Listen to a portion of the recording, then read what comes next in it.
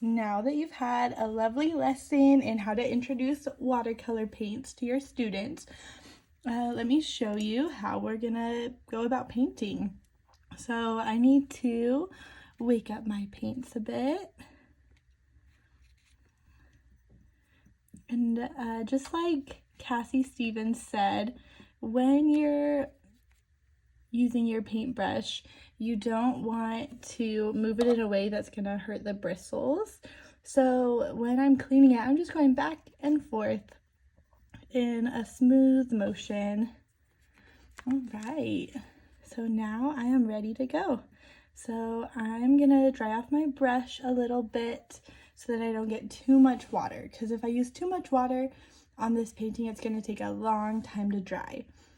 But I do want to start with my turtle. So something I'm going to keep in mind as I watercolor paint is that the colors can bleed into each other.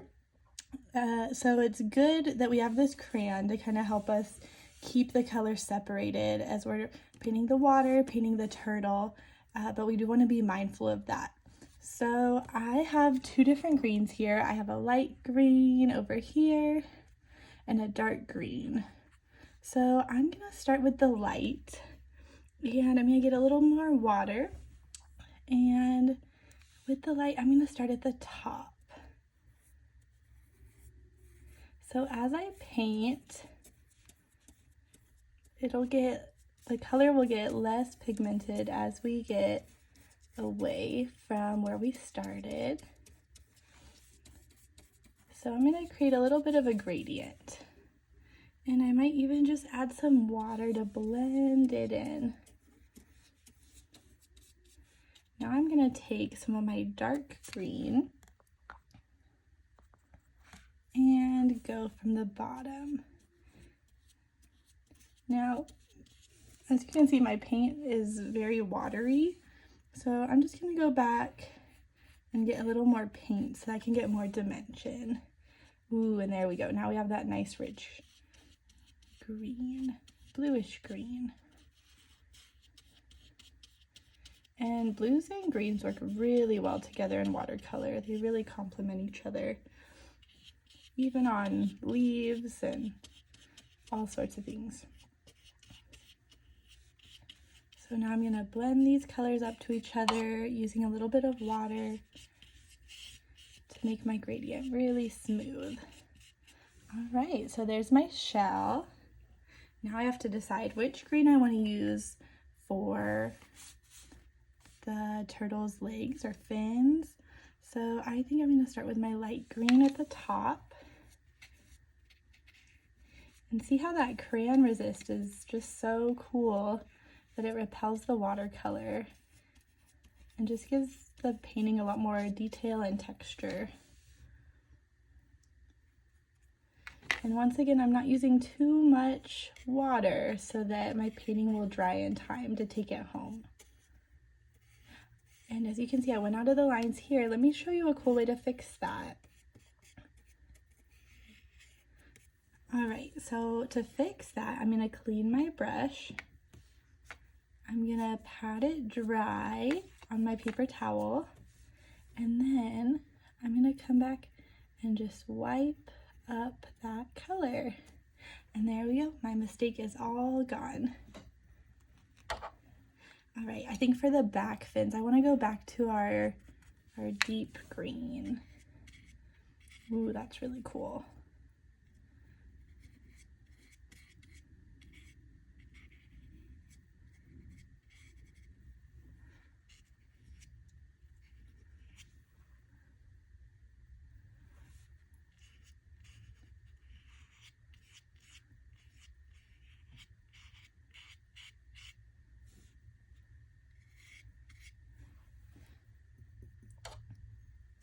And I can always, go back using just water to smooth things out a little bit.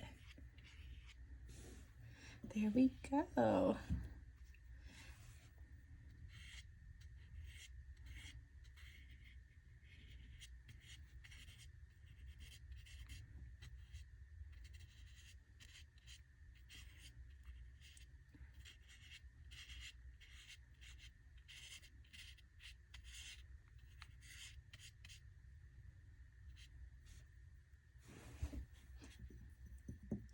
painting with my students too, as you can see, I went out of the lines here, and I always tell them artists make mistakes and that's part of the art. So we just keep going. If you're worried about it, you can go back with just some water, dry out your brush, oops, and then come back with a dry brush, and I actually cleaned it right up. And I'm just gonna go back in with a little bit of color so that I can get this edge back to being a darker green. All right, so there's my turtle. Now I'm gonna switch to a larger brush for the background. So I'm now gonna pick a nice blue color. This is cerulean blue.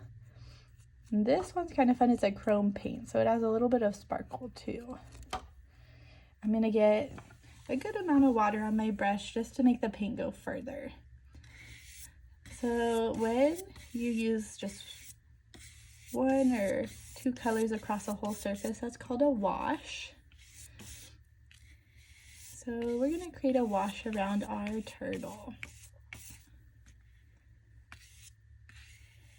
Sometimes I'm gonna pick up more paint. Sometimes I'm just gonna use water to give me some varied blues. And I'm gonna be careful to not go too close to my turtle. It's okay if I even have a little bit of white so that my green doesn't bleed into the blue.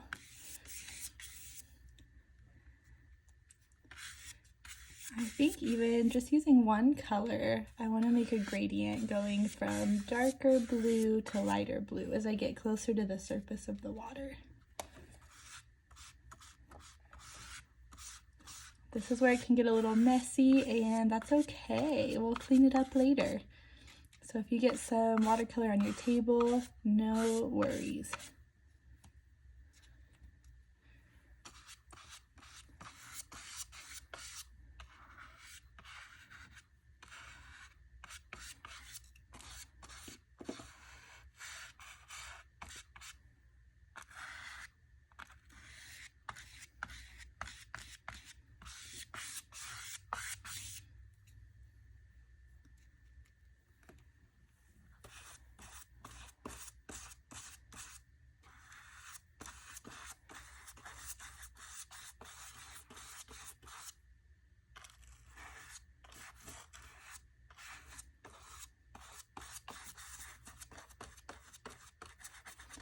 Just blending out some paint here.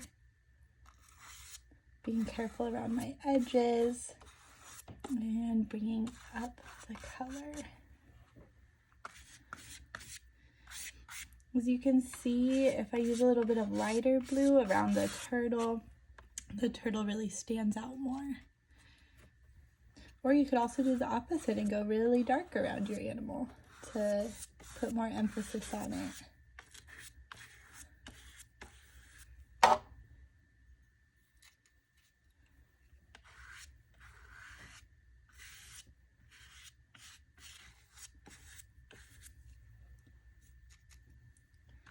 Gonna carefully go around those bubbles to keep them nice and neat.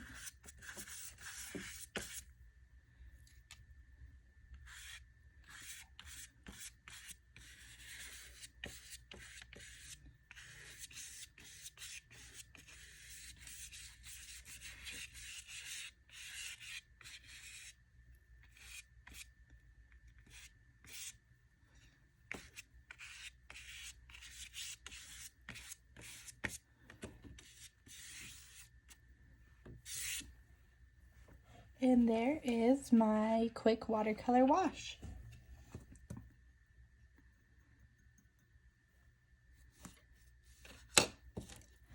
Now, as I'm looking at my bubbles, I think they look pretty plain.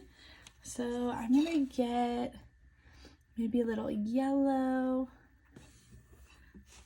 and add just a little color around the edge. And I think my turtle might need a little yellow too. It's always fun to add more color, give it more interest.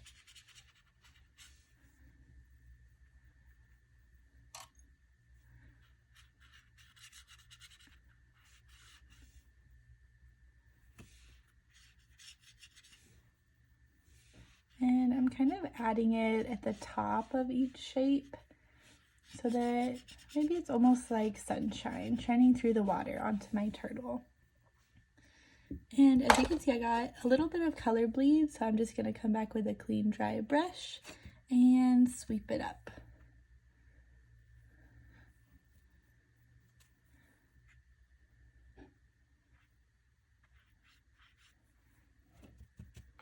All right, now on my bubbles, I might even add a little red, so I'm gonna wake it up, or orange.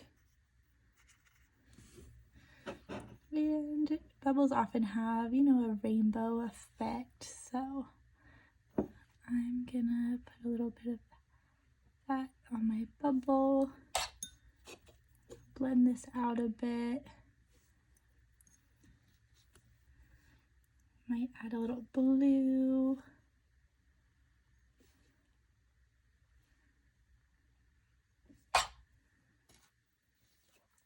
And maybe even some green, just for fun. All right, so there is the watercolor portion of my project. And now we're gonna move to some more organic shapes.